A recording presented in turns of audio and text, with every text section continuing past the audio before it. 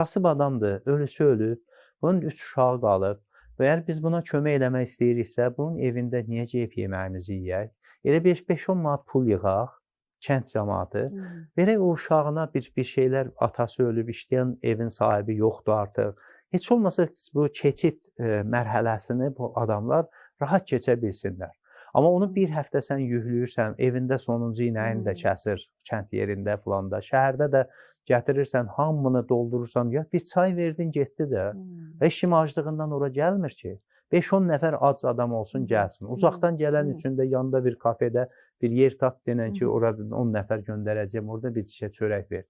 Ya bu, bilirsiniz nədir? İcma mədəniyyətinin olmamasından qaynaqlanır. Öz xeyrinə qərar çıxardan və bunu da din adı ilə çox vaxt elə. Bu da dinimizdə də yoxdur. Dinimiz sadə, heç ümumiyyətlə bu cür mərasimlərin İslam dininə aid yox. Bu Moltani dininin bir şeyidir, məhsuludur.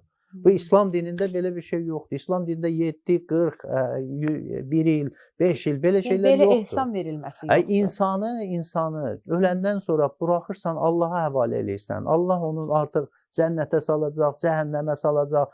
Buraxırsan ora öz əməlləri ilə, əməllərini sən yaşadırsan, xatirələrini yaşadırsan. Amma xatirələrini mütləq o daşa bəzək vurmaqla yaşatmalısan.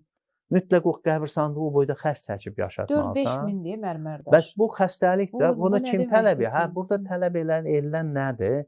Tələb edilən başqasının düşüncəsidir.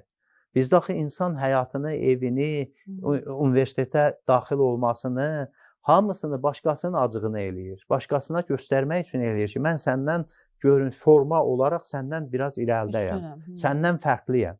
Amma daxili zənginliyi olan insan üçün bunların heç bir əhəmiyyəti yoxdur. İnsan nə ilə fəxr? İndi mən söylədim, insan evində ən bahalı vazalar da qoya bilər, amma evində gözəl bir kitabxana da yarada bilər. Deyər ki, bu vazanı axı 5 dəfə gəldim, baxdın.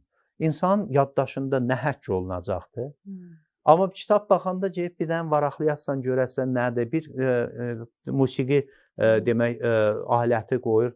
Kimsə gəlib orada nəsə çalacaq, bir zövqü insanın zənginləşəcəkdir. Demək istədiyim nədir? Bunlar hamısı bu icma mədəniyyəti ilə bağlı həm də dünya görüşün və yeni dövrə bizim vətəndaş hazırlamamağımızın, təhsil sistemimizin yaratdığı bir faciədir.